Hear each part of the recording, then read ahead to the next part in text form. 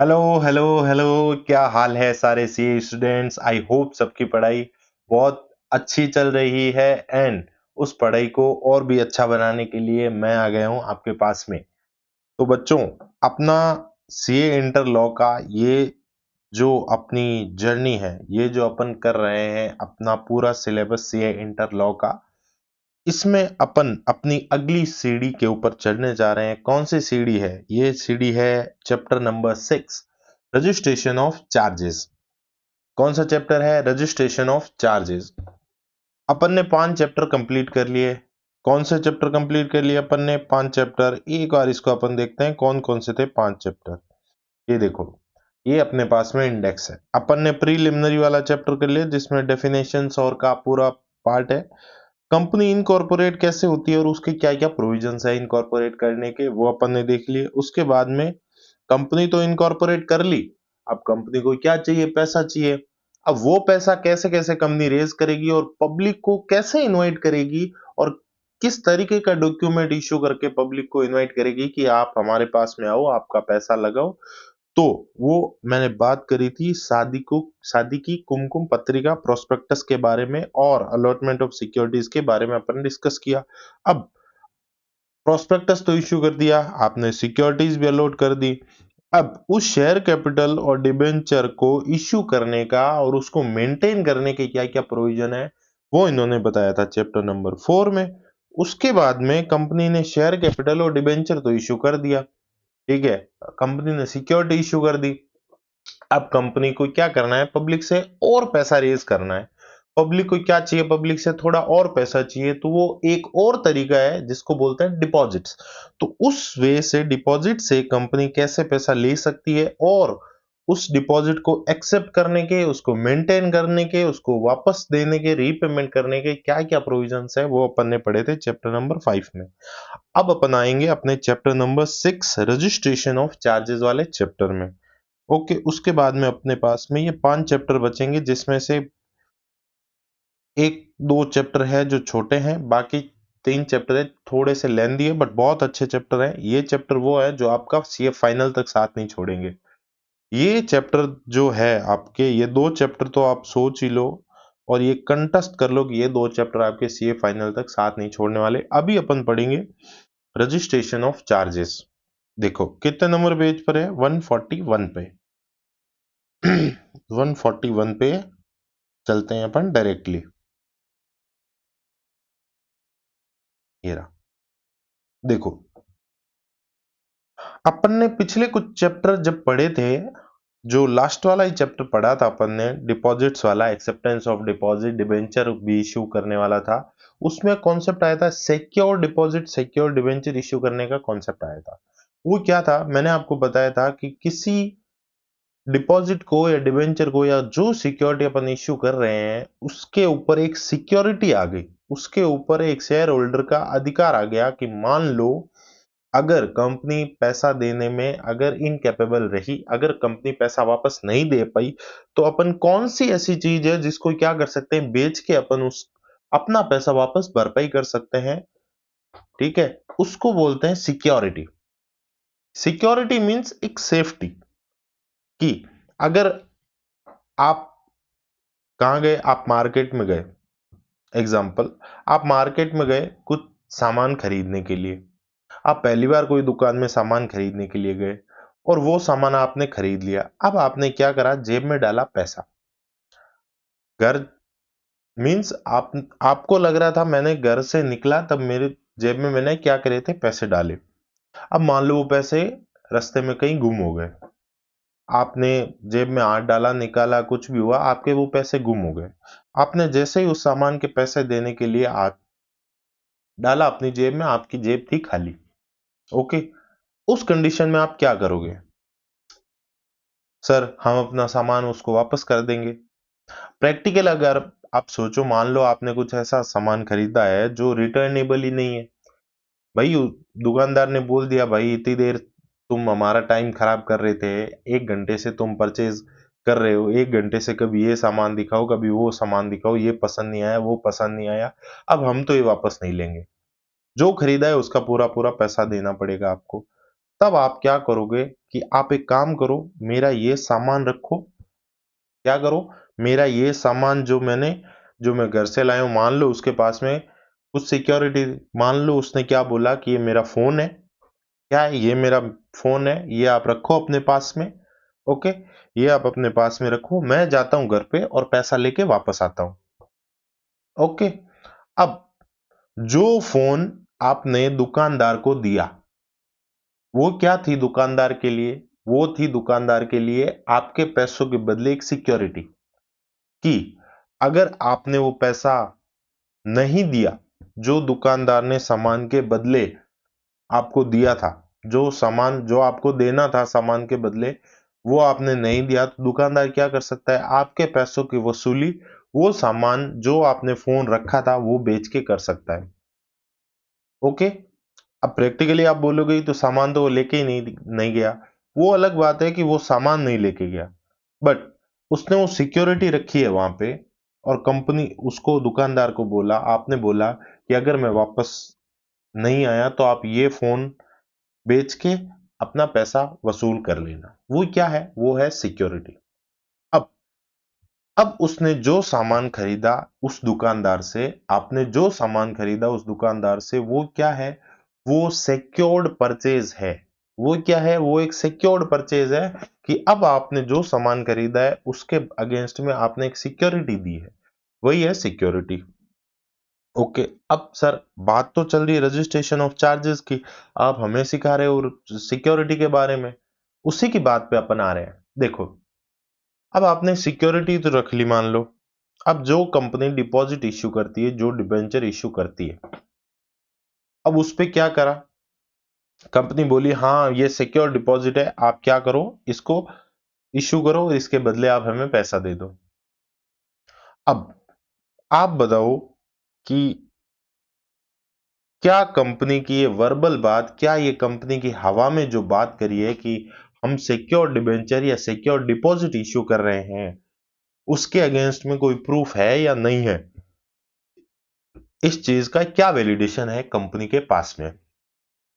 इस चीज का कंपनी के पास में वैलिडेशन क्या है कि कंपनी जो डिपॉजिट्स या डिबेंचर इश्यू कर रही है या किया है उसने, वो सिक्योर्ड है या अनसिक्योर्ड है?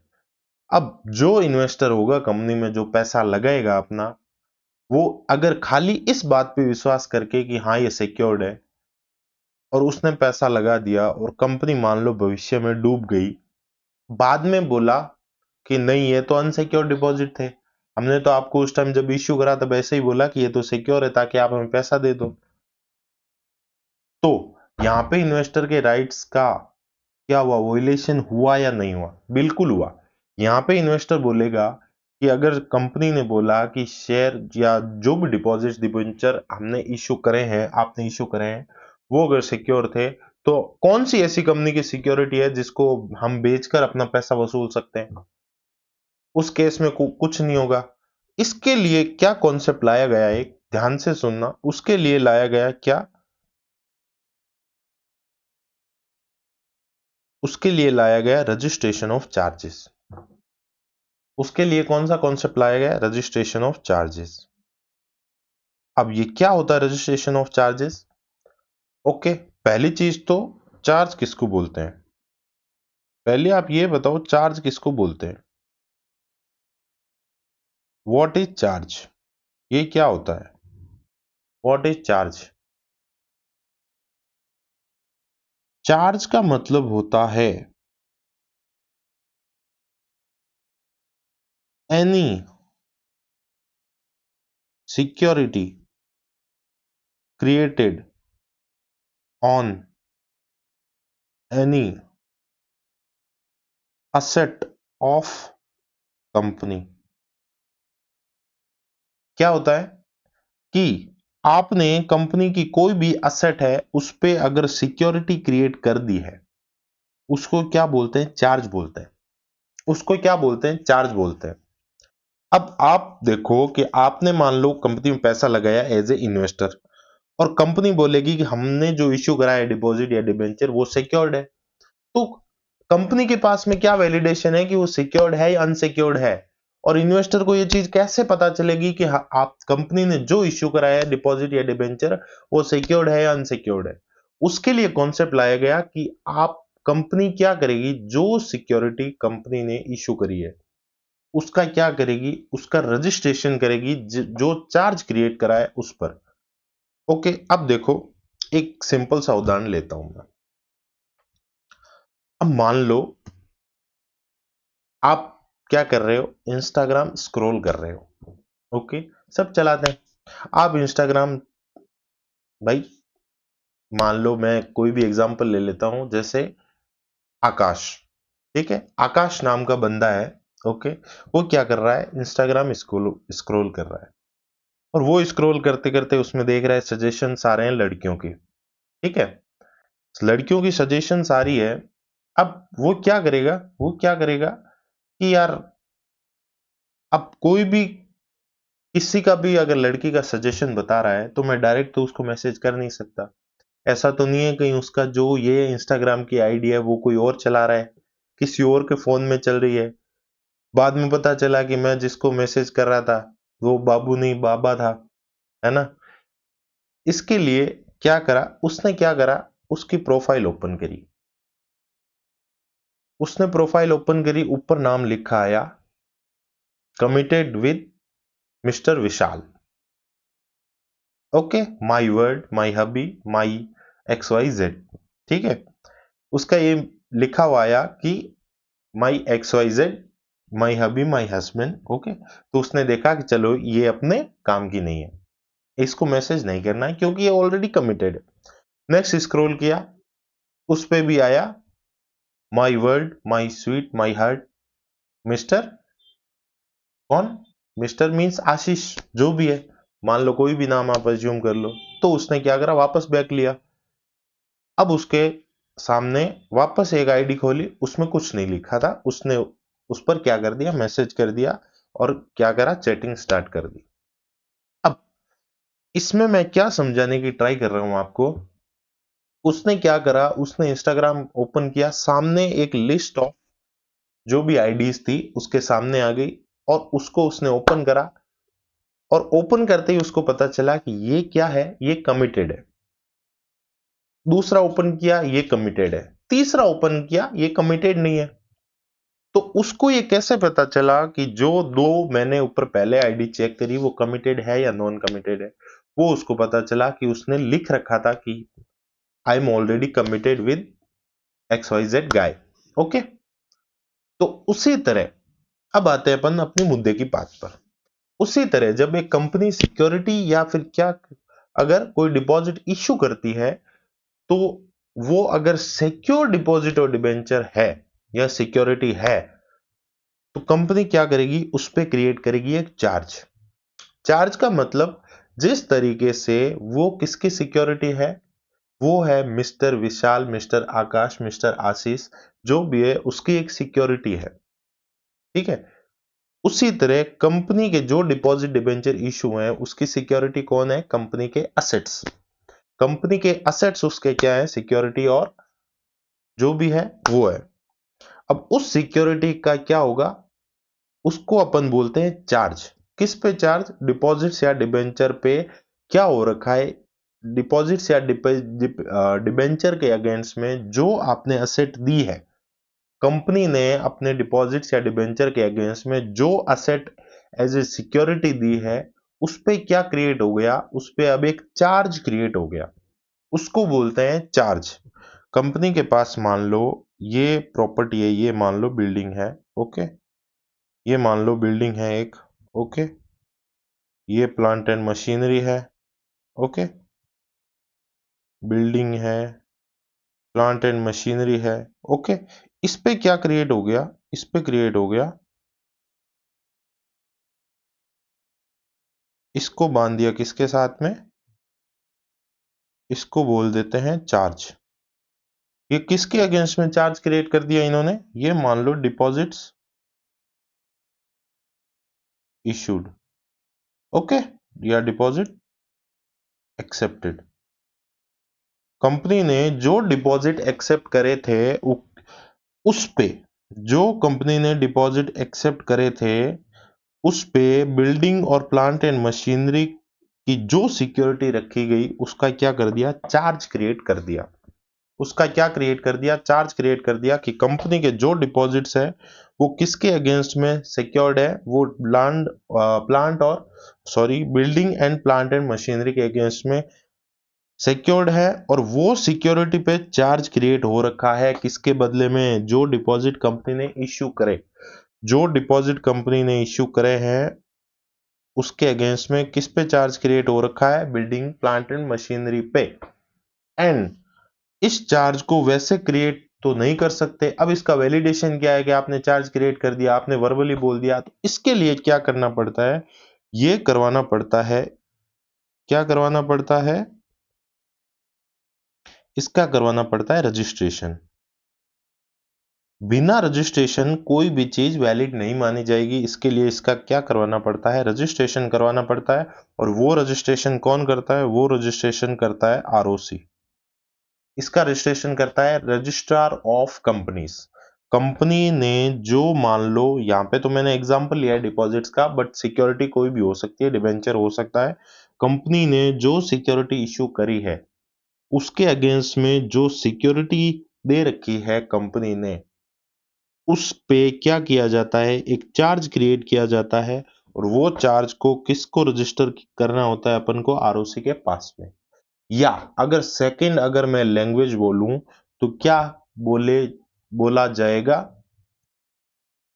कि जो कंपनी की building and plant and machinery है, जो कंपनी की building and plant and machinery है, उस पे किसके अगेंस्ट में चार्ज क्रिएट हो रखा है, उस पे डिपॉजिट्स जो एक्सेप्ट हुए हैं कंपनी के उसके अगेंस्ट में चार्ज क्रिएट हो रखा है कि अगर मान लो फ्यूचर में कभी भी डिपॉजिट्स के साथ में कुछ भी हुआ तो उसके ऊपर किसका चार्ज क्रिएट है, बिल्डिंग एंड प्लांट मशीनरी का। तो ये जो होल्डर्स हैं ये इन चीज से अपना पैसा वसूल कर सकते हैं। और इसकी ऑथेंटिसिटी तभी होगी जब वो क्या होगा, रजिस्टर्ड होगा आरओसी के पास में।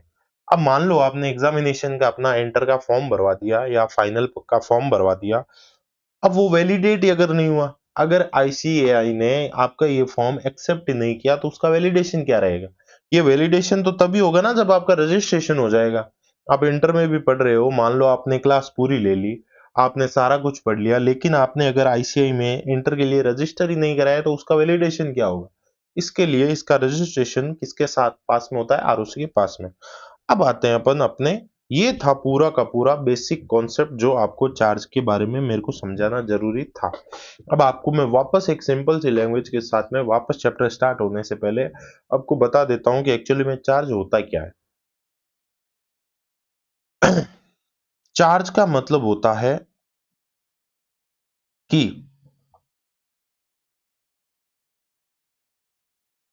जो कंपनी के असेट्स हैं उसके ऊपर किसी और चीज का अधिकार है। जो कंपनी की असेट्स है, जो आकाश ने या विशाल ने जो आईडी देखी पहली दो, उस पे किसका चार्ज क्रिएट था, उस पे उनका हस्बैंड का, हबी का, माई वर्ड माई जानू, उनका चार्ज क्रिएट था। मींस ओनली वही उसके अधिकारी है, आप उसके कोई अधिकारी नहीं हो। और उसका रजिस्ट्रेशन मान लो कैसे भी हुआ वो जाने, उसका रजिस्ट्रेशन उन्होंने किया है। उसी तरह कंपनी के जो असेट्स हैं वो अगर सिक्योर्ड हैं किसी चीज के बदले में जो कंपनी ने इश्यू करी है, तो उस सिक्योरिटी को क्या बोलेंगे कि उस पे किसका चार्ज क्रिएट हो रखा है, डिपॉजिट्स का या सिक्योरिटी का चार्ज क्रिएट हो रखा है। और उसका रजिस्ट्रेशन होगा आरओसी के पास में। उसके बारे में आज अपन करेंगे बात इस चैप्टर में। ये था पूरा का पूरा, मेरे को 20 मिनट लग गए आपको अच्छे से ये चीज समझाने में कि चार्ज एक्चुअली में होता क्या है। ओके, अब आते हैं अपन लैंग्वेज पर। वैसे मैंने सारा का सारा चीजें है वो हाईलाइट करके रखी है, अंडरलाइन करके रखी है। आपको पढ़ने में बिल्कुल भी इजी रहेगा, कोई दिक्कत नहीं आएगी। आप नो डाउट इसको अच्छे से पढ़ सकते हो। ओके, डायरेक्ट अपन अब आते हैं जो मटेरियल में लिख रखा है। देखो, इस चैप्टर में अपन 4 चीजें पढ़ेंगे। Okay, what is charge? सबसे पहला तो चार्ज होता क्या है, टाइप्स ऑफ चार्ज, चार्ज कितने तरह के होते हैं, रजिस्ट्रेशन ऑफ चार्ज, चार्ज का रजिस्ट्रेशन कैसे होता है, और अगर आपने डिफॉल्ट किया तो क्या हो सकता है आपके साथ में। देखो, सबसे पहले आते हैं चार्ज की डेफिनेशन पे। क्यों, आपको लिखना तो यही पड़ेगा ना, मैं आपको 50 तरह की चीजें समझा दूंगा बट आपको लिखना तो यही पड़ेगा ना जो आईसीआई ने आपको लिख के दिया है। इसके लिए ध्यान से सुनो। सेक्शन 2 सबसेक्शन 16 है डेफिनेशन की सेक्शन, वो आपको बताती है कंपनीज एक्ट 2013 का जो सेक्शन 2 सबसेक्शन 16 है, वो बोलता है कि चार्ज है वो क्या है, इंटरेस्ट और लीन क्रिएटेड है ऑन प्रॉपर्टी या असेट ऑफ द कंपनी और एनी इट्स अंडरटेकिंग और बोथ एज सिक्योरिटी और इंक्लूड ए मोर्गेज। की चार्ज का मतलब होता है कि कंपनी के जो प्रॉपर्टी या असेट या फिर कोई भी अंडरटेकिंग है उस पे किसी और का इंटरेस्ट है या लीन हो रखा है, क्रिएट कर रखा है। कंपनी की असेट या कोई भी अंडरटेकिंग पे किसी और चीज का अगर अधिकार है तो उसको क्या बोलते हैं, चार्ज बोलते हैं, बस। Such a charge is compulsory registrable under the provision of companies act 2013 according with the chapter 6। कि ये क्या है, कंपल्सरी रजिस्ट्रेबल है। आपने अगर चार्ज क्रिएट कर दिया बट अगर आपने वो रजिस्टर ही नहीं कराया तो उस चीज का कोई सेंस नहीं बनता कि उस चार्ज को आपने दे के रखा है किसी असेट पे, आपको उसको रजिस्टर कराना ही पड़ेगा। Wherever a company borrows money, company क्या जब भी अगर पैसा उधार लेती है company by way of loan including term loan या working capital loan for financial institution from financial institution, banks या कोई भी person by offering its property or asset as security or any its undertaking, then a charge is created on such property या asset in the favour of the lender.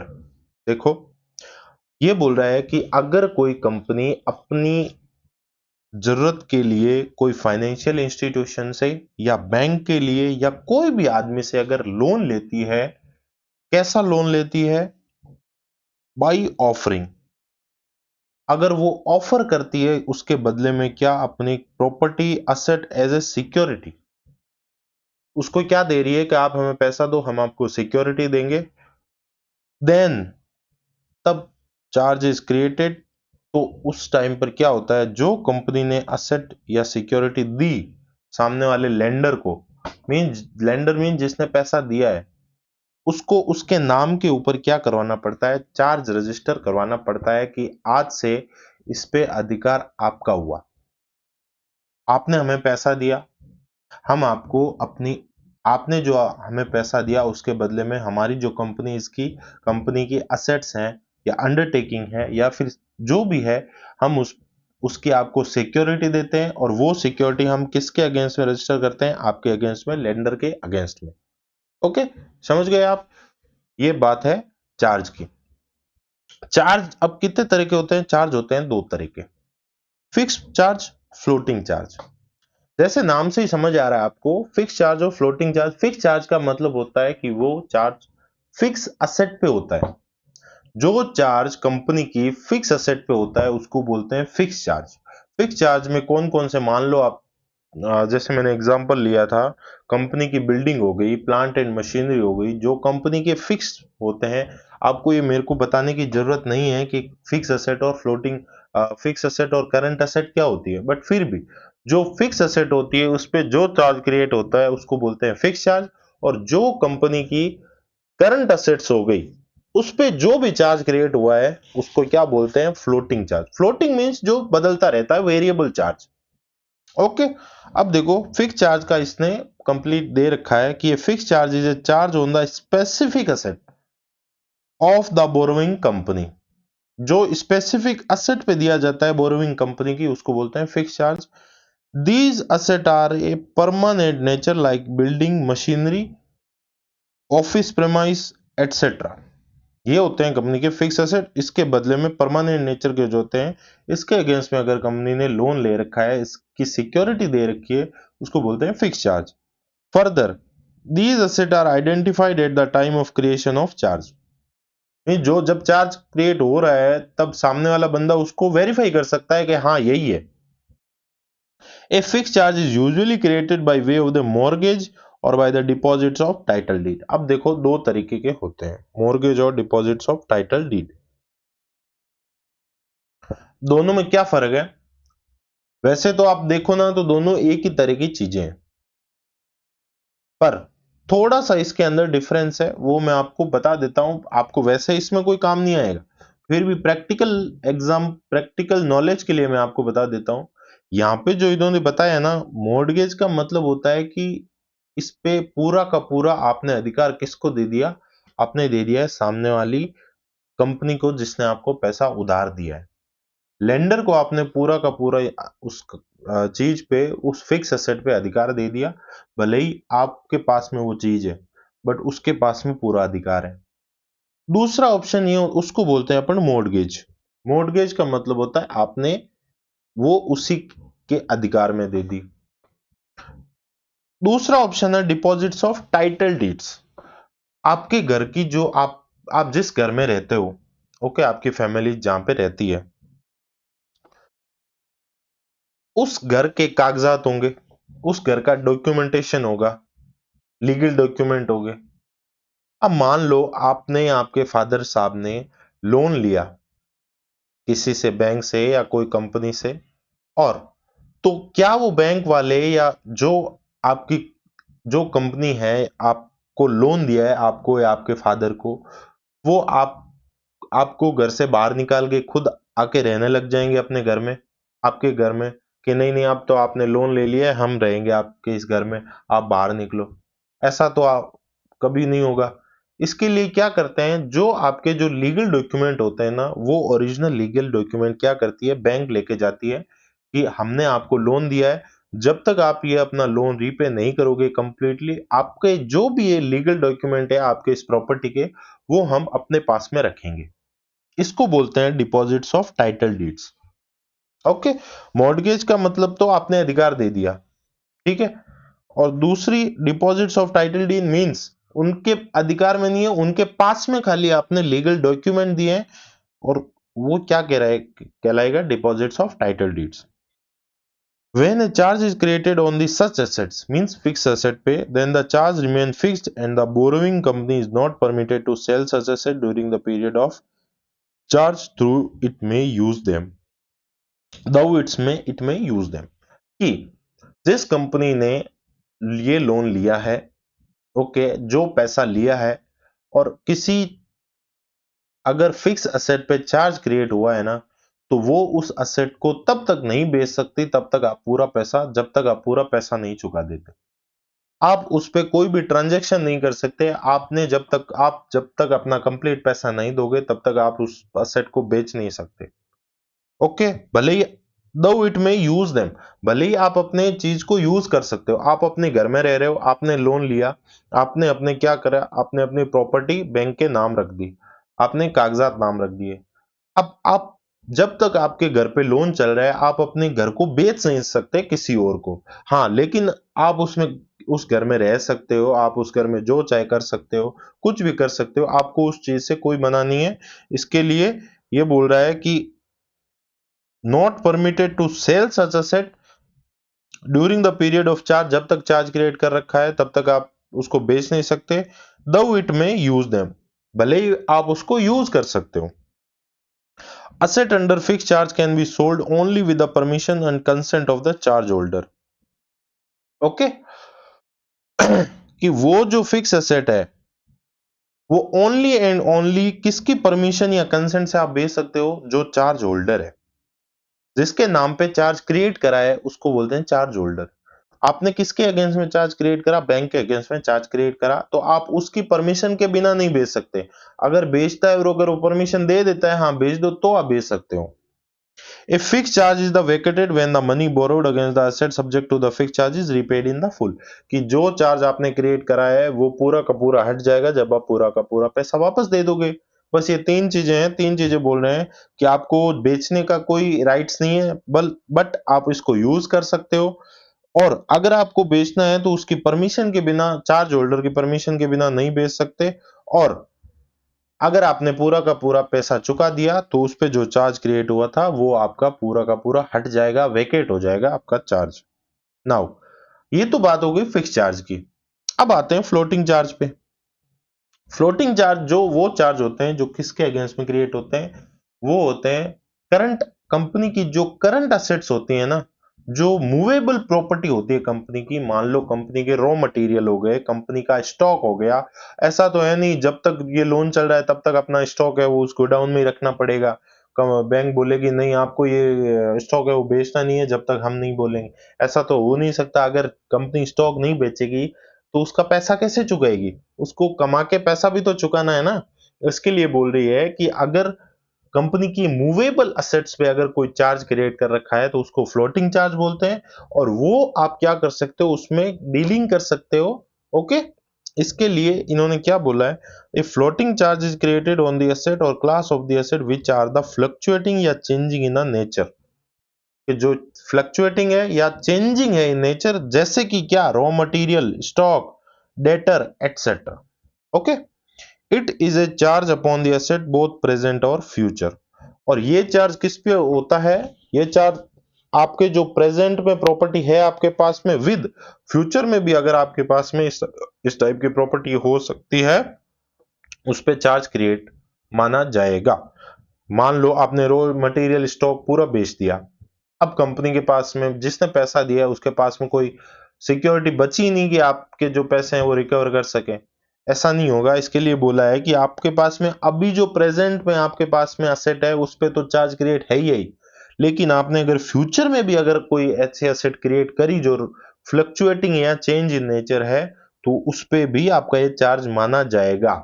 Okay, the asset under floating charge keep on changing because the borrowing money is permitted to use them for trading and producing final goods for the sale. Okay, कि borrowing company क्या करेगी, उसको permit कर देगी आप इसका use करो ताकि आप इस स्टॉक सेल कर सको। दस floating charge is a charge that floats above ever changing asset. Okay, कि ये क्या है, फ्लोट करती है, चेंज होती रहती है बस।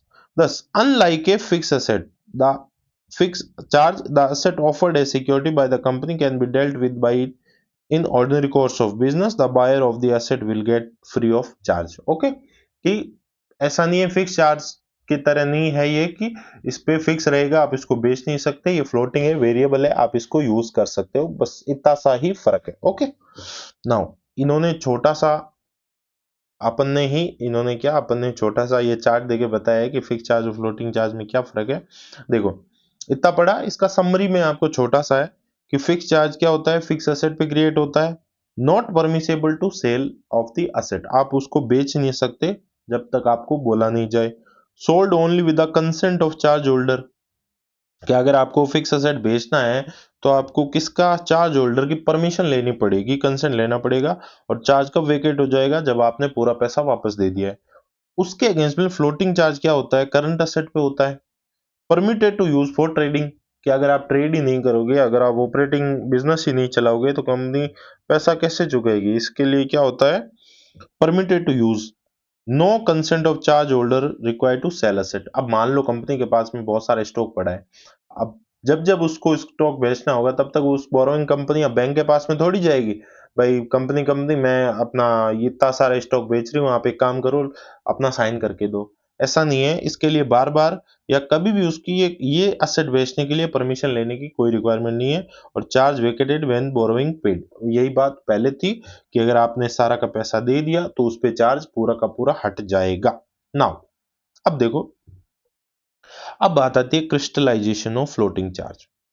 क्रिस्टलाइजेशन किसको बोलते हैं? क्रिस्टलाइजेशन बोलते हैं कि एक फ्लोटिंग चार्ज है जो जो चेंजिंग होने वाला चार्ज, जो वेरिएबल चार्ज है वो किस में बदल जाए, फिक्स चार्ज में बदल जाए, उसको बोलते हैं क्रिस्टलाइजेशन। क्रिस्टलाइजेशन का मतलब हिंदी में अगर बोलो ना, उसको बोलते हैं जम जाना। ओके, फ्लोटिंग चार्ज जब जम जाता है उस तो क्या बन जाता है, वो बन जाता है फिक्स चार्ज। ओके, यहाँ पे ये बात बोल इसी की कर रहा है कि कब एक फ्लोटिंग है वो फिक्स बन जाता है। When a creditor enforce the security due to the breach of terms and condition of the floating charge, or the company gets into liquidation, the floating charge will become a fixed charge on all of the asset available on that date. This is called crystallization of floating charge. क्या बोला कि जब एक creditor means जो लेनदार है, कौन, जो लेंडर है, वो क्या एनफोर्स कर देता है सिक्योरिटी को, उसको बेचने के लिए रेडी हो गया।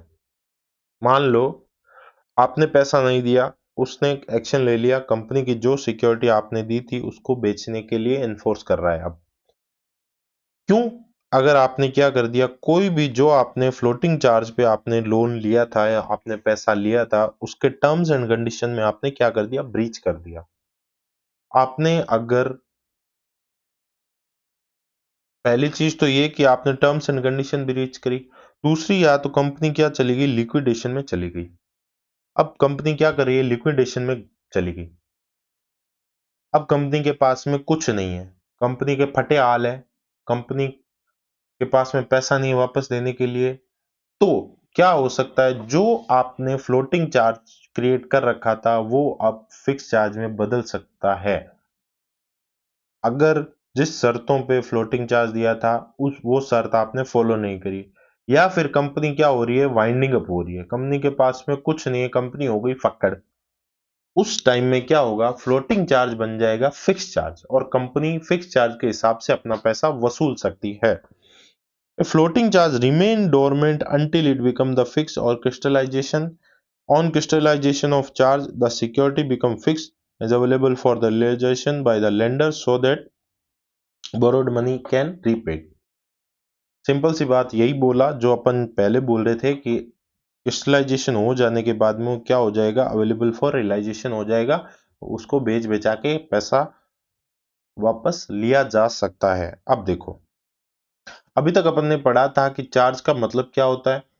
चार्ज दो तरह के होते हैं, फिक्स चार्ज, फ्लोटिंग चार्ज, दोनों के एग्जांपल अपन देख लिए। नाउ अब आते हैं अपन मुद्दे की बात पे, section 77, duty to register charge. भाई अपन कब से बात कर रहे हैं, सिक्योरिटी की बात कर रहे हैं, चार्ज की बात कर रहे हैं, लेकिन उसको रजिस्टर करवाएंगे तब जाके वैलिड होगी ना। रजिस्टर करवाए बिना आप कब मानोगे कि ये वैलिड है चार्ज। इसके लिए बात आती है सेक्शन 77 में कि ड्यूटी टू रजिस्टर चार्ज। अब ये जो रजिस्टर होगा चार्ज का, वो कौन कराएगा? भाई ऐसा तो कोई ना कोई तो होगा ना, जो जिसने चार्ज क्रिएट कर रखा है, जिस प्रॉपर्टी पे चार्ज क्रिएट हुआ है उसको रजिस्टर करवाएं। अब कौन कराएगा उसका रजिस्ट्रेशन? इसमें होते हैं तीन बंदे जो क्या करवा सकते हैं एक चार्ज का रजिस्ट्रेशन। सबसे पहले bye the company creating a charge, जिस कंपनी ने क्रिएट करा है चार्ज को वो करवा सकती है रजिस्ट्रेशन, या फिर बाय द चार्ज होल्डर, जिसके अगेंस्ट या जिसके ऊपर ये चार्ज क्रिएट हुआ है। मान लो कोई बैंक ने जब लोन दिया तो उस बैंक के नाम पे जो चार्ज क्रिएट हुआ, तो बैंक क्या करवा सकती है, चार्ज क्रिएट कर सकती है। इसका मतलब होता है चार्ज होल्डर, जिसके नाम पे चार्ज क्रिएट होगा वो क्या कर सकता है, चार्ज क्रिएट रजिस्टर करवा सकता है, या फिर बाय द परचेजर, या जो परचेज कर रहा है वो चार्ज क्रिएट करा सकता है। अब देखो तीनों केस में क्या होता है, registration bye the company creating a charge, कि एक जो कंपनी जिसने पैसा लिया है लेंडर से, वो कैसे चार्ज को रजिस्टर कराएगी। It shall be duty of the company creating a charge within या outside India, it is the duty of the company on its property या asset or any of its undertaking whether tangible या intangible या otherwise situated in or outside India to register the particular of the charge.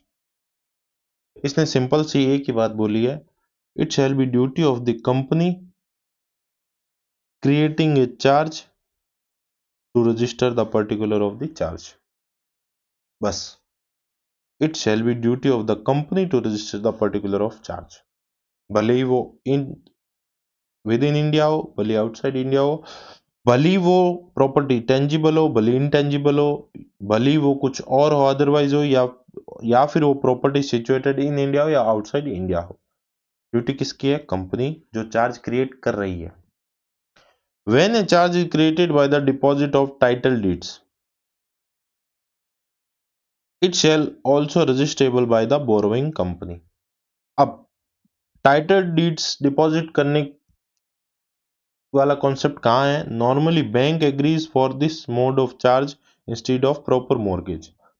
कि ये वाला जो charge create करते हैं, ये कौन करते हैं? ये बैंक क्रिएट करते हैं। बैंक क्या करती है? अभी अपन ने एग्जांपल लिया कि बैंक ने आपके अगर से लोन दिया है, तो आपके घर में आके नहीं रहने लग जाएगी। वो आपके घर के डॉक्यूमेंट ले लेगी और अपने पास में जमा कर लेगी, जब तक आप अपना वापस पूरा पैसा नहीं चुका देते।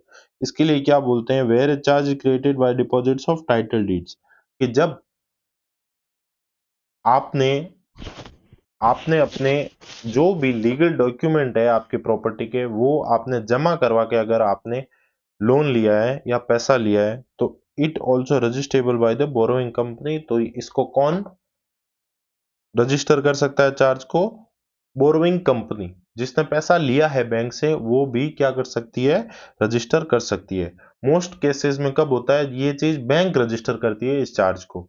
बट अगर आपने टाइटल डीड से अगर पैसा लिया है डिपॉजिट करवा के, तो ये कंपनी जो बोरोइंग कंपनी है, वो भी इसको रजिस्टर कर सकती है उसके नाम पे।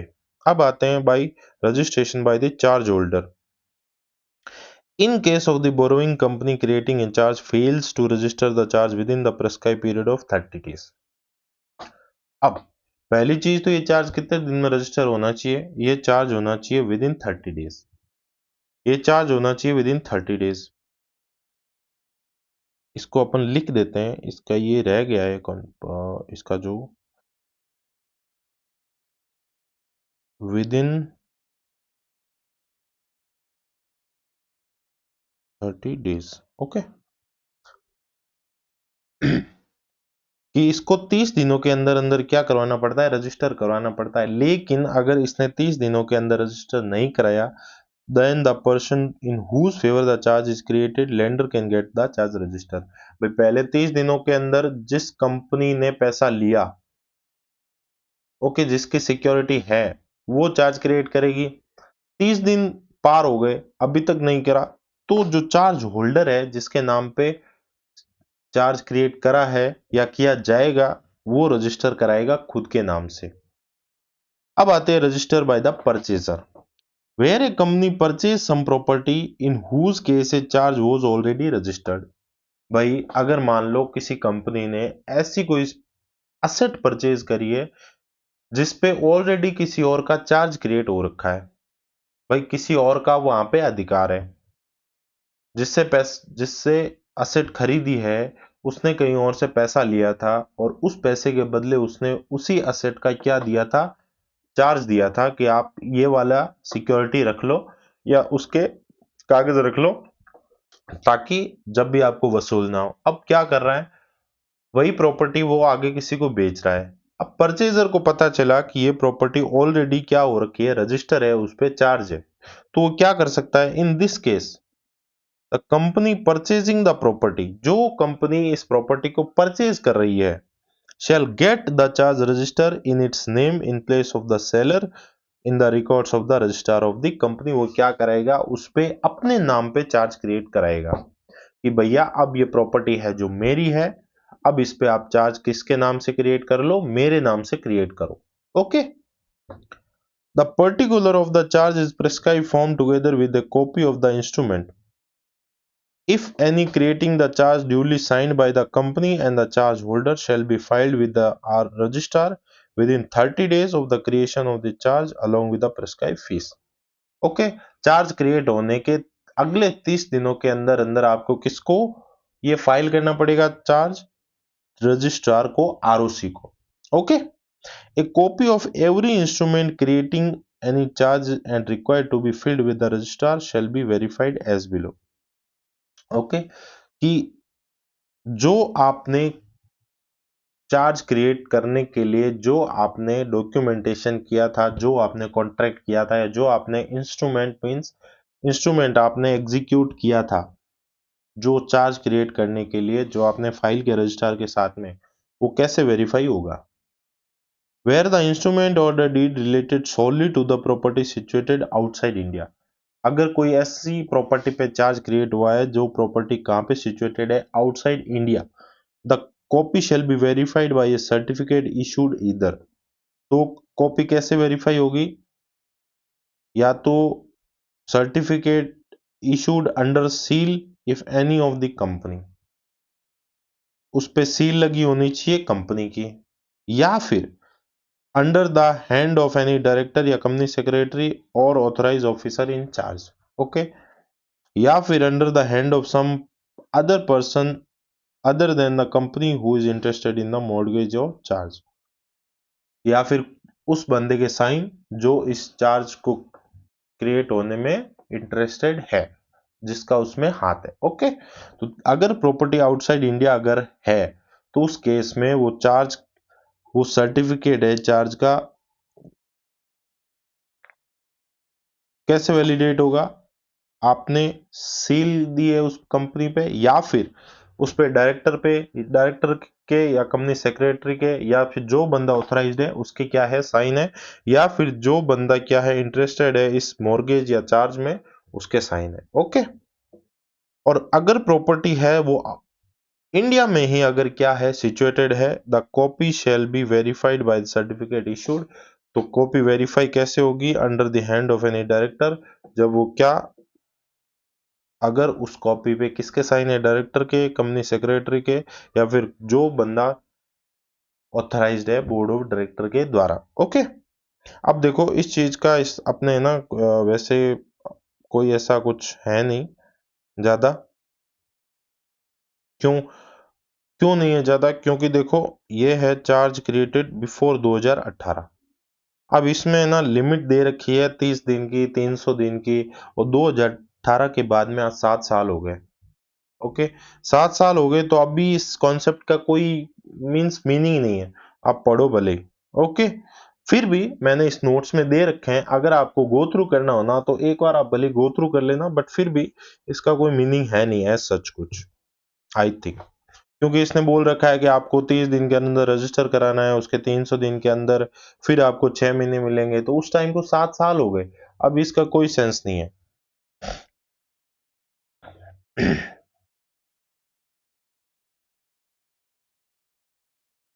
लेकिन यहाँ पे ये क्या बोल रहा है, जो charge on or after 2000 November 2018, 2 नवंबर 2018 के बाद में जो चार्ज क्रिएट हुए हैं उस केस में क्या होगा? In cases where the charge was created on or after 2000 November 2018 but the registration of charge was not effected within the original period of 30 days. Okay, कि जो चार्ज है कब क्रिएट हुए हैं? 2 नवंबर 2018 के बाद में क्रिएट हुए हैं।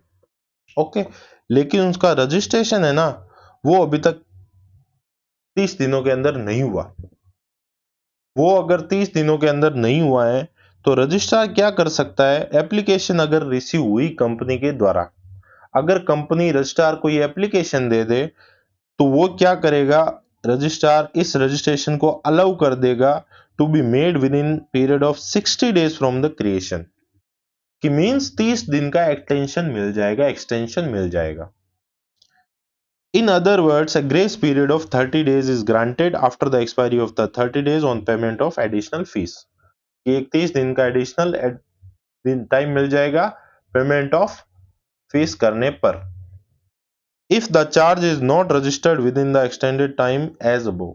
लेकिन फिर भी अगर आपने 60 दिनों में भी क्या करा, रजिस्टर नहीं किया, the company shall make an application and the registrar is empowered to allow such registration to made within a further period of 60 days after the payment of prescribed ad valorem fees। Means जो वो decide करते हैं तो क्या कर सकते हैं, additional 60 दिन लेके फिर से इसको चार्ज को रजिस्टर कर सकते हैं। बस एक्सटेंशन ऑफ टाइम लिमिट के बारे में क्या लिखा, the company is required to make an application to registrar in the prescribe form for seeking extension. Okay, इसके लिए एक फॉर्म होना चाहिए था The said application need to be supported by the declaration from the company signed by the company secretary director that such belated filing shall not adversely affect the right of any intervening creditor of the company। कि अगर आपको extension चाहिए तो company क्या करेगी, declaration देगी और जिसमें क्या ये होना चाहिए कि कोई भी क्रेडिटर के राइट है वो अफेक्ट नहीं हो रहे। After receipt of the application for the extension of time period, okay, registrar के पास में वो एप्लीकेशन आने के बाद में द रजिस्ट्रार क्या करेगा, on being satisfied that the company had sufficient cause of not filing particular, कि रजिस्ट्रार को लगा कि चलो ठीक है कंपनी का कोई ऐसा काम हो गया होगा अर्जेंट कि उसके पास में समय नहीं था वो रजिस्ट्रेशन करवाने का चार्ज का, तो क्या कर सकता है, the if with in the original period of the 30 days may allow registration of charge within the extended further period, further requisite additional fees apply हो जाएगी। ओके, बस ज्यादा इसमें कुछ नहीं है, खाली थ्योरी लिख रखी है, बस ये बोल रहा है कि आपको 30 दिनों के अंदर नहीं हुआ तो अगले 30 दिन ले सकते हो, फिर भी नहीं हुआ आप तो और एक्सटेंशन ले सकते हो, बस इतनी सी बात है। Now issue of certificate of registration, ये सर्टिफिकेट ऑफ रजिस्ट्रेशन कैसे इशू होगा, देखो, issue of certificate of registration where a charge or modification is duly registered by the registrar of company। अब क्या हो गया, आपने सब कुछ एप्लीकेशन और फाइल कर दिया, सारा चार्ज फाइल कर दिया, अब क्या है, अब क्या बोल रहा है कि duly registered by the ROC. अब ये क्या हो गया, रजिस्टर हो गया आरओसी से, तो क्या होगा, एक सर्टिफिकेट ऑफ रजिस्ट्रेशन या मॉडिफिकेशन इश्यू करेगा कौन, registrar, in the prescribe form. Simple सी बात है, रजिस्टर करने के बाद में सर्टिफिकेट इश्यू करना पड़ेगा रजिस्ट्रेशन का। The certificate so issued by the registrar shall be conclusive evidence that the requirement of Chapter 6 of the Companies Act 2013 and the rules made thereunder as to the registration of creation of the charge or modification of charge have been complied with।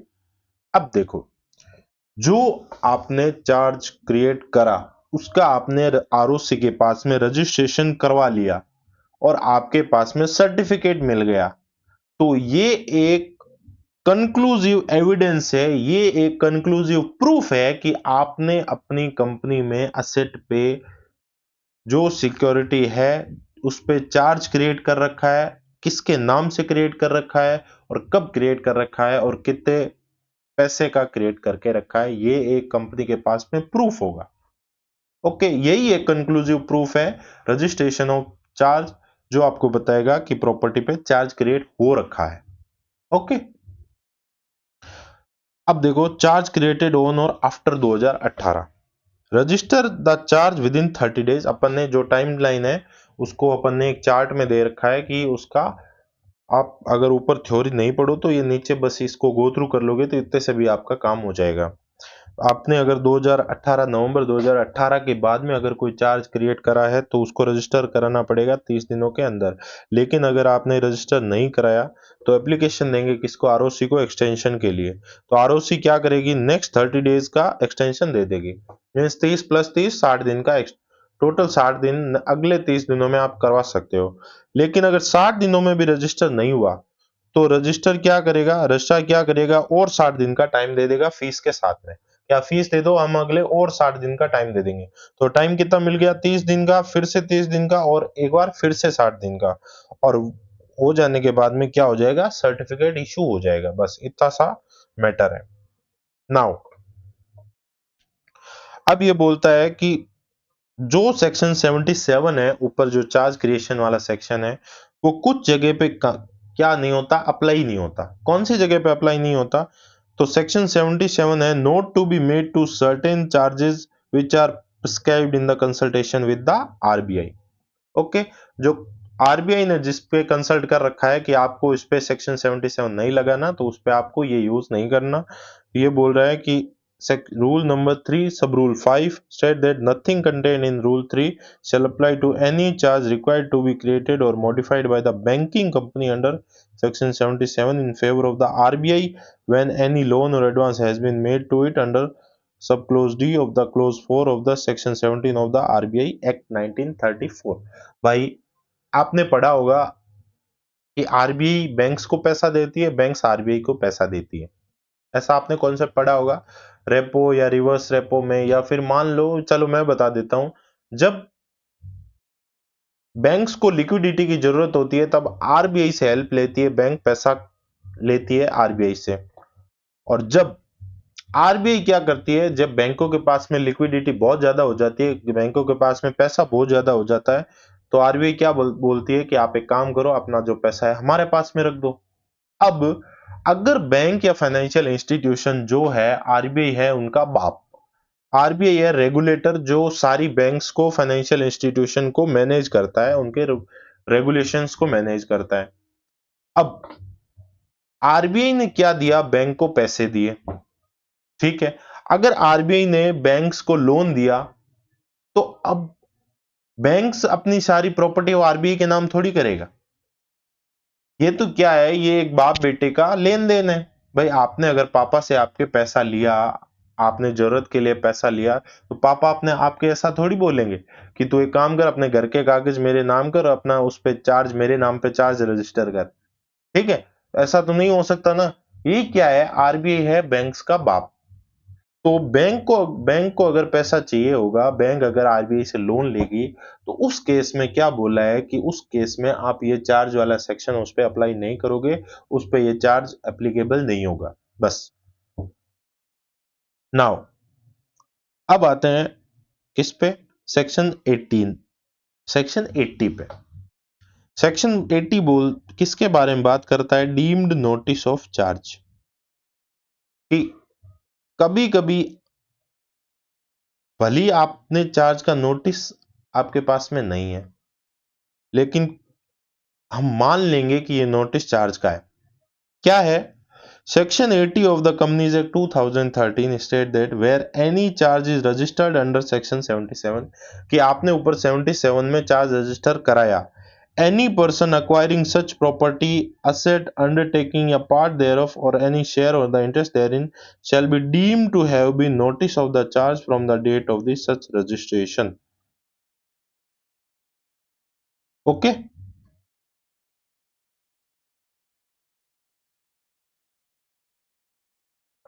कि जब आपने क्या करा, अगर आपने section 77 में कोई भी प्रॉपर्टी पे क्या करा, चार्ज रजिस्टर करा, कोई भी प्रॉपर्टी पे चार्ज रजिस्टर करा, और अगर कोई बंदा उस प्रॉपर्टी को क्या कर रहा है, खरीद रहा है, अगर किसी प्रॉपर्टी पे चार्ज क्रिएट हो रखा है और आपने क्या करा है, आपने वो प्रॉपर्टी खरीद ली, कोई भी प्रॉपर्टी, asset या undertaking a part thereof, any share, interest therein shall be deemed to have notice of any charge. अब आपको इसका मैं एक अच्छा सा एग्जांपल लेता हूं, देखो आपने क्या करा, भाई अपने आकाश भैया है, अपने आकाश भैया है, क्या कर रहे थे, इंस्टाग्राम को स्क्रॉल कर रहे थे। आकाश बोलेगा सर आप मेरे ऊपर ही क्यों आ जाते हो, मैं ही क्यों स्क्रॉल करता हूं बार बार। आकाश क्या कर रहा है, स्क्रॉल कर रहा है अपने इंस्टाग्राम को, उसमें दिख रही है Mrs cutie, Mrs Angel, Mrs Priya, ठीक है। इसने क्या करा, एक आईडी इसको अच्छी लगी, फोटो डीपी इसको अच्छी लगी, हाँ ये अच्छी लग रही है, ठीक है, रिक्वेस्ट भेज दी उस पर। और वो रिक्वेस्ट भेजने के बाद में उसने क्या करा, चैटिंग स्टार्ट कर दी। थोड़े दिन चैटिंग चली, और थोड़े दिन के बाद में उसके घर पे एक मेहमान आए, ठीक है। थोड़े दिन के बाद में उसके घर पे एक मेहमान आए, और मेहमान ने क्या करा, उनकी, मेहमान ने सामने आके उनकी अच्छी खातिरदारी करी। सर हम तो मेहमानों की खातिरदारी करते हैं जब घर पे आते हैं, मेहमान हमारी सामने खातिरदारी करके कैसे गया। ये केस खाली आकाश के साथ में हो सकता है, ठीक है। क्यों, उसके लक्षण ही ऐसे हैं, मेहमान घर पे आए और उसकी खातिरदारी करके गए। अब आप समझो कि उसने कैसी खातिरदारी करी, जो सामने से आके उसने करी। वो जो घर पे उसके मेहमान आए, वो थे उनके हस्बैंड, जिससे ये अपने आकाश है वो चैटिंग में लगे हुए थे दिन और रात। अब देखो, आकाश बोलेगा कि सर, या उसके घर पे उसके मम्मी पापा या जो भी है, कि मेरे को तो पता ही नहीं था। अगर मेरे को ये चीज पता होती कि ये मैरिड है, ये कमिटेड है, तो मैं उससे बात ही नहीं करता। अगर मेरे को ये चीज पहले से ही पता होती कि ये कमिटेड है, तो मैं तो उससे बात ही नहीं करता। तो इस केस में ये बात किसके ऊपर एप्लीकेबल होगी कि अगर आपने किसी से बातचीत करी, अगर आपने चैटिंग करी, तो ये जिम्मेदारी आपकी बनती है कि आपको ये चीज पहले पता करनी चाहिए कि ये मैरिड है या अनमैरिड है। आपको अगर नहीं पता, लेकिन जनता को तो पता है, उनके घर वालों को तो पता है ना ये मैरिड है। इसके लिए बोला है कि we will deem to have notice. आपके पास में ये डीम्ड, ये मान लिया जाएगा कि आपके पास में इस चीज का नोटिस है कि ये जो चीज आप जिसके साथ में चैट कर रहे हो उस पे ऑलरेडी चार्ज क्रिएटेड है। समझे आप? कोई और समझा नहीं समझा, आकाश बिल्कुल ये बात समझ चुका है। ओके, भले ही आपको ये चीज पता थी या नहीं थी कि सामने वाली जो है वो कमिटेड है, लेकिन आपने अगर उसके साथ में कुछ वार्तालाप करी और आपके पास आपके साथ में मेहमान नवाजी हुई, तो उस टाइम पे आप ये नहीं बोल सकते कि मेरे को ये पता नहीं था कि ये कमिटेड है या इस पे चार्ज क्रिएटेड है। अगर ऐसी कोई प्रॉपर्टी आप खरीद रहे हो जिस पे चार्ज क्रिएट हो रखा है, तो it shall be deemed to have notice of the charge. तो ये मान लिया जाएगा कि आपको उस चार्ज की नॉलेज है, आपको उस चार्ज का नोटिस है ऑलरेडी आपके पास में। Okay, from the date of the such registration, जब इस असेट पे चार्ज क्रिएट हुआ, उस चार्ज का रजिस्ट्रेशन हुआ, तब से आपको ये चीज पता है कि इस प्रॉपर्टी पे चार्ज क्रिएटेड है। Okay, now all charges registered with the respective ROC are public document. क्यों? आपने पढ़ा होगा, अपन ने पढ़ा था चैप्टर जो इनकॉर्पोरेशन वाला था, doctrine, doctrine of indoor management, doctrine of unjust, वो एनरिचमेंट वाला तो जीएसटी में है। Okay, doctrine of indoor management या डॉक्ट्रिन ऑफ अल्ट्रा वायरस, उसमें अपन ने पढ़ा था कि एमओए एमओए एंड एओ वाले सेक्शन में पढ़ा था कि जो ऐसे पब्लिक डॉक्यूमेंट है, उसमें केस स्टडी थी कि पब्लिक डॉक्यूमेंट अगर है, तो जो पब्लिक इसके साथ में डील कर रही है उसको अपन मानेंगे कि ये सारे डॉक्यूमेंट है वो पब्लिक ने पढ़े हैं। ओके, इससे पब्लिक है वो अनफेमिलियर नहीं है। अगर कोई डॉक्यूमेंट पब्लिक है तो ऑफ, भले ही आपने पढ़े नहीं पढ़े, हम ये मानेंगे कि आपने वो पढ़ के रखे हैं। ओके, इसी तरह इन्होंने बोला कि charge registered with the respective ROC are public document, it implies that any person wishes to lend money to the company against the security of the such property or by it can refer the ministry of corporate affairs portal, MCA portal, and find out if there any charge created or that asset.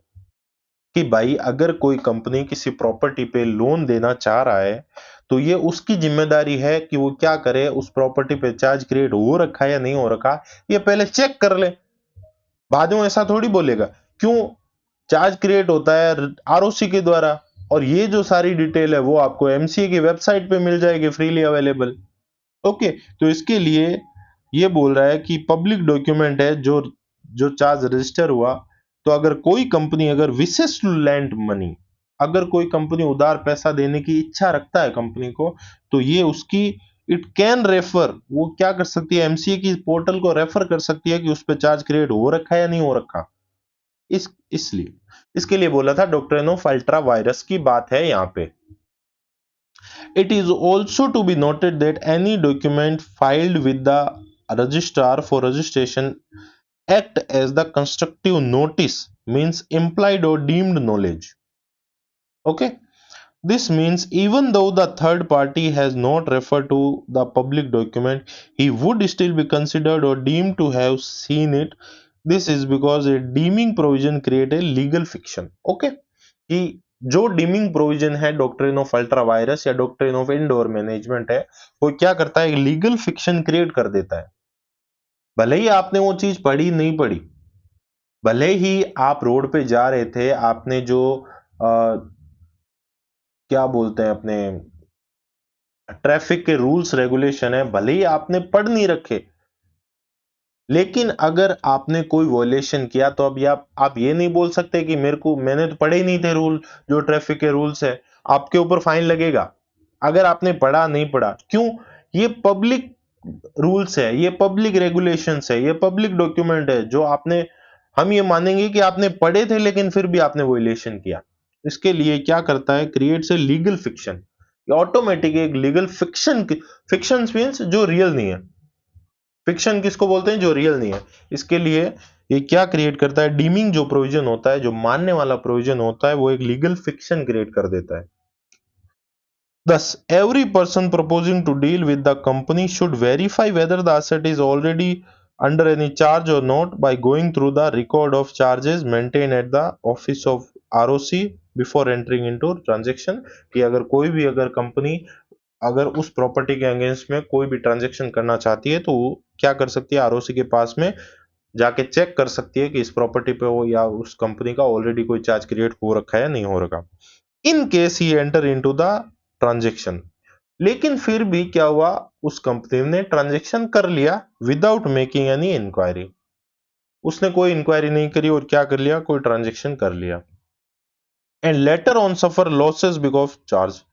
And बाद में उसको क्या हुआ, भारी नुकसान हो गया वो चार्ज वाली डीलिंग पे। Then he can not claim any loss for the company for it should be deem to have notice of the charge. क्यों?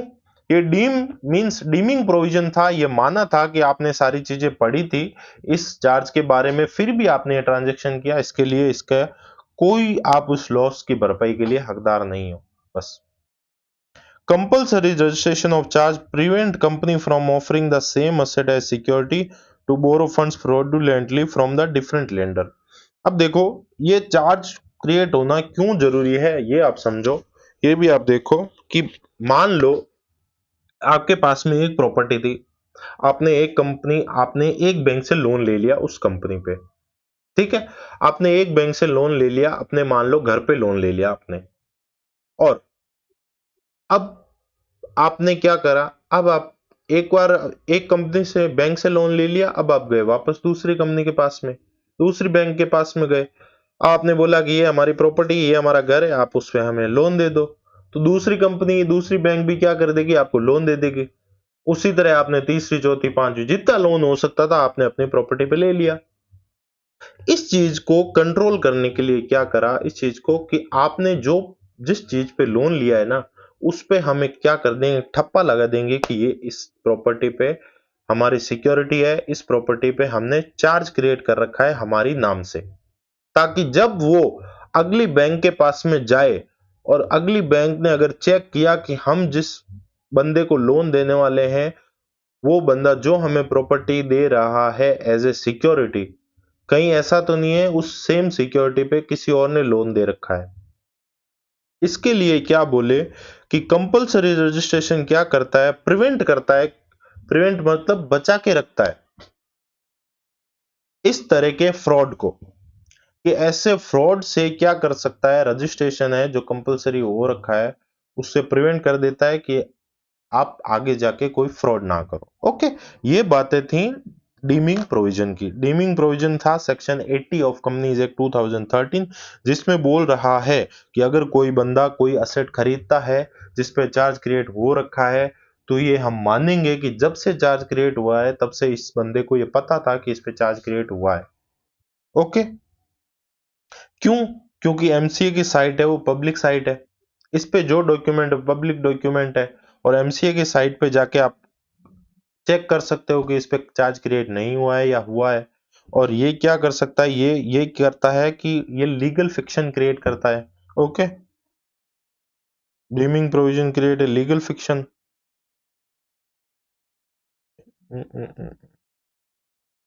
ओके, डीमिंग प्रोविजन क्या क्रिएट करता है, लीगल फिक्शन क्रिएट करता है। तो हर एक बंदा जो ट्रांजेक्शन कर रहा है उस प्रॉपर्टी के अगेंस्ट में या उस बंदे के अगेंस्ट में जिस पे चार्ज क्रिएट हो रखा है, तो क्या करेगा उस पे, ये जनरल टर्म है कि वो उस चीज को वेरीफाई कर ले पहले। ओके, और अगर उसने बिना वेरीफाई करे कुछ ट्रांजैक्शन किया तो उसके लिए उसको कोई भरपाई नहीं होगी।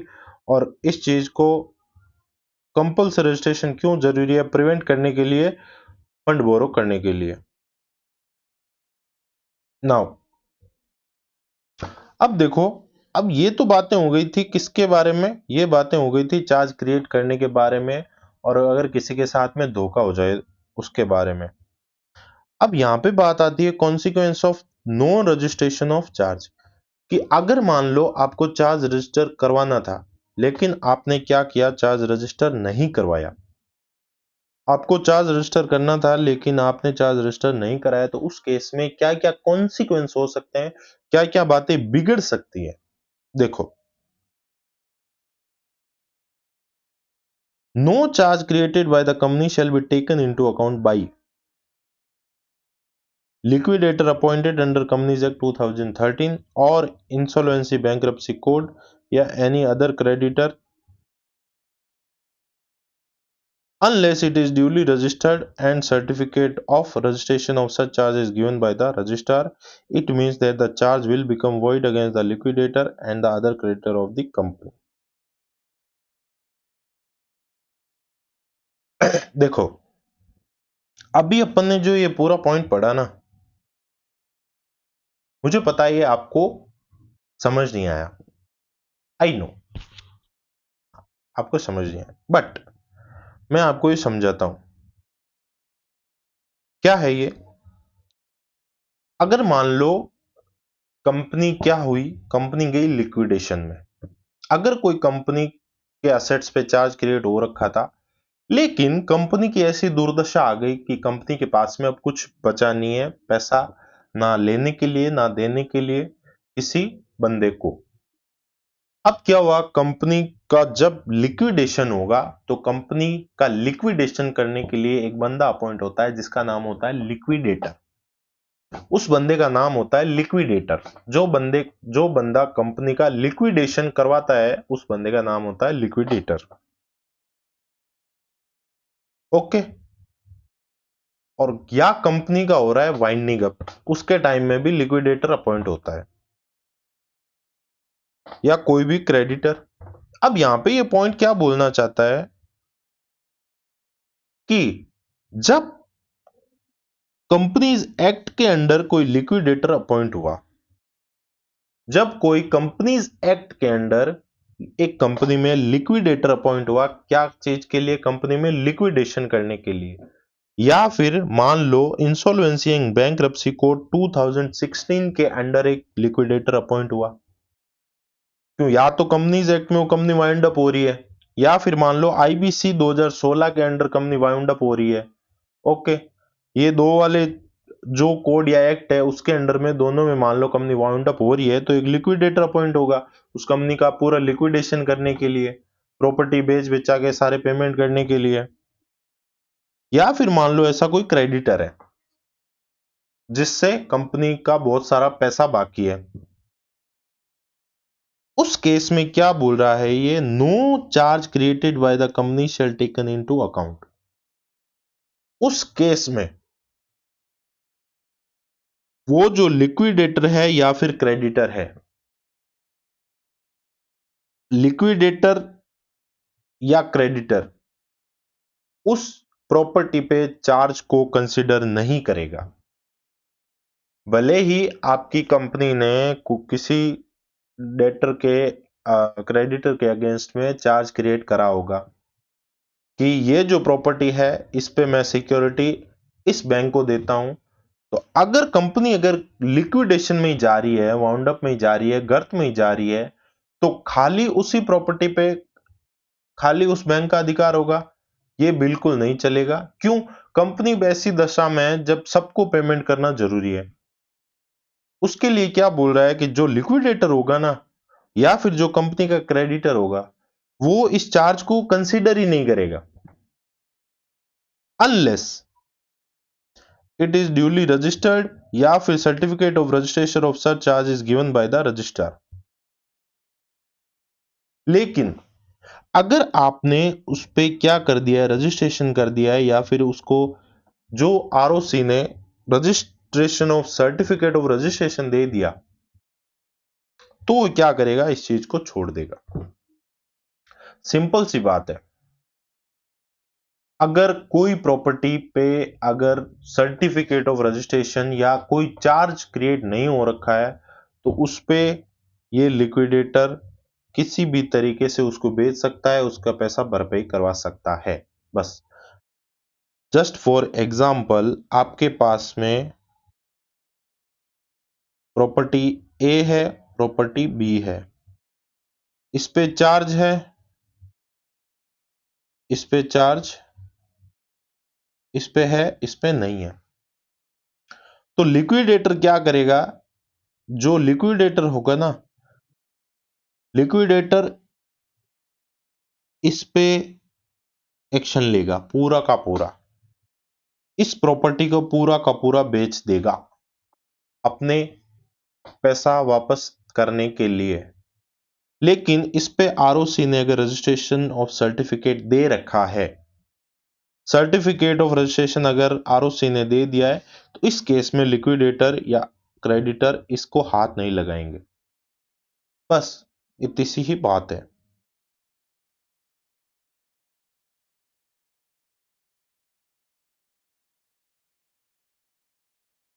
Next point, however, this shall not prejudice any contract or obligation for the repayment of the money secured by the charge. It implies that the debt is valid and may be enforced against the company through the courts by filing a suit, but a security is lost. Okay अगर मान लो कोई contract है या obligation है जो क्या है, कोई चार्ज के अगेंस्ट में सिक्योर है। ओके कोई अगर कोई मान लो कॉन्ट्रैक्ट है या फिर ऑब्लिगेशन है कंपनी के अगेंस्ट में जिसका रीपेमेंट है ना, वो कोई सिक्योरिटी दे रखी है उस रीपेमेंट पे और उस ऑब्लिगेशन पे। ओके तो ये बोल रहा है कि this shall not prejudice any contract, या उस ऑब्लिगेशन या उस कॉन्ट्रैक्ट पे प्रेजुडाइस नहीं करेगा, उस पे कोई भी दिक्कत नहीं आएगी जिस पे सिक्योरिटी क्रिएट हो रखी है। It implies that the debt is valid and may be enforced against the company through the court by filing a suit, but a security is lost. Okay. Failure to register charge shall not absolve company from liability in respect of the offense under 6. कि मान लो आपने, आकाश ने क्या किया, message तो chatting तो कर ली। अब जब महाशय घर पे आए उनके तो बोले, वो क्या बोला कि अब मैं भाई साहब अपन आगे से अब ऐसी हरकत नहीं करूंगा। लेकिन आपने अब तो कर ली ना, आपने गलती तो कर दी ना, उसके लिए तो आपको प्रसाद मिलेगा, उसके लिए तो आपको मेहमान नवाजी हमारी देखनी पड़ेगी। तो ये बोल रहा है कि अगर आपने पहले चार्ज रजिस्टर नहीं कराया बाद में आप चार्ज रजिस्टर करा रहे हो, उसका मतलब ये नहीं कि आपने अपने पापों का प्रायश्चित कर लिया है। ओके आपको वो सजा तो मिलेगी जो आपको मिलनी चाहिए। Consequence of non registration is that the charge holder lose priority. अगर आपने रजिस्ट्रेशन नहीं कराया है, अगर आपने चार्ज का रजिस्टर नहीं कराया है, उस केस में क्या होगा, चार्ज होल्डर जिसके नाम पे वो चार्ज रजिस्टर हो रखा है वो क्या लॉस कर देगा, प्रायोरिटी लॉस कर देगा। उसको उस चार्ज के बदले में पैसा पहले ही मिल जाता अगर उसके अगेंस्ट में वो चार्ज रजिस्टर होता तो क्या करेगा, उस पर प्रायोरिटी खो देगा अगर उसने रजिस्ट्रेशन नहीं कराया। Any subsequent registration of the charge shall not prejudice any right acquired in respect of any property before the charge is actually created। तो क्या करेगा, अगर आपने बाद में अगर मान लो रजिस्ट्रेशन करवा लिया तो वो क्या करेगा, आपके जो राइट्स है उसको कोई भी दिक्कत नहीं देगा। आपके अगर वो राइट्स होंगे चार्ज क्रिएट करने के बाद में, वो आपके पास में ही रहेंगे। बस ये बात है पूरी की पूरी किसके अगेंस्ट में, अगर आपने चार्ज क्रिएट नहीं करा तो। ओके अब ये एक छोटा सा और सेक्शन है, ये देखेंगे अपन, उसके बाद में बाकी का पोर्शन अपन करेंगे कल। देखो सेक्शन 78 बोलता है application for registration of charge by the charge holder. Okay section 78 empowers the holder of the charge. Holder कौन, जिसके नाम पे चार्ज क्रिएट हो रखा है या जिसके नाम पे सिक्योरिटी जिसने पैसा दिया है कंपनी को, जिसको सिक्योरिटी कंपनी ने दी है कि आप हमारी ये सिक्योरिटी रखो, वो होता है charge holder. Section 78 empowers the holder of the charge to get the charge registered in case of the company creating the charge if the company fails to do it. Okay, charge holder के पास में कब right आता है? जब 30 दिनों के अंदर company ने वो चार्ज रजिस्टर नहीं कराया, तब चार्ज होल्डर उसको रजिस्टर करवा सकता है। Accordingly, if a charge is created but the company primarily responsible for registering the charge fails to do within the prescribed period 30 days, the person in whose favor the charge is created may apply to the registrar for the registration along with the instrument of charge within the prescribed time. Okay, इसने detail में लिख रखा है कि आप ये क्या कर सकते हो। अगर कंपनी फेल होती है तो आप प्रिस्क्राइब टाइम पीरियड में वो जो इंस्ट्रूमेंट है जिससे आपने चार्ज क्रिएट करा था उसके साथ में आप क्या करवा सकते हो, रजिस्ट्रेशन करवा सकते हो। On receipt of the application from the charge holder से रजिस्ट्रेशन आने एप्लीकेशन आने के बाद में रजिस्ट्रार क्या करेगा, गिव नोटिस करेगा कंपनी को, and if no objection is received, company को नोटिस देगा रजिस्ट्रार क्या कि आपको अगर कोई आपत्ति है, ऑब्जेक्शन है तो हमें अभी बता दो। और अगर ऑब्जेक्शन नहीं आया तो आरओसी क्या कर देगा, अलाउ कर देगा रजिस्ट्रेशन को on payment of the prescribe fee a period of 14 days after giving notice to the company. Company को नोटिस देने के 14 दिन के अंदर अंदर क्या कर देगा, चार्ज रजिस्टर कर देगा।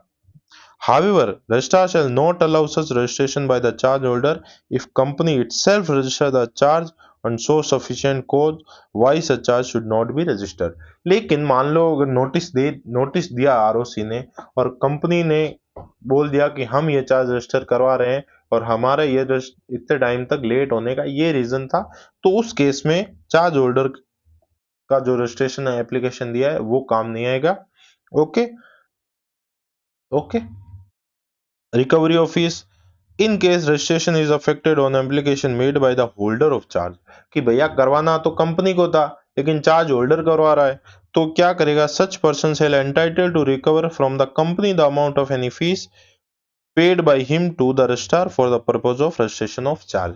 तो वो बंदा क्या कर सकता है, कंपनी से वो पैसे वसूल कर सकता है जिन पैसों को खर्च करके उसने ये चार्ज रजिस्टर करवाया था अपने नाम पे।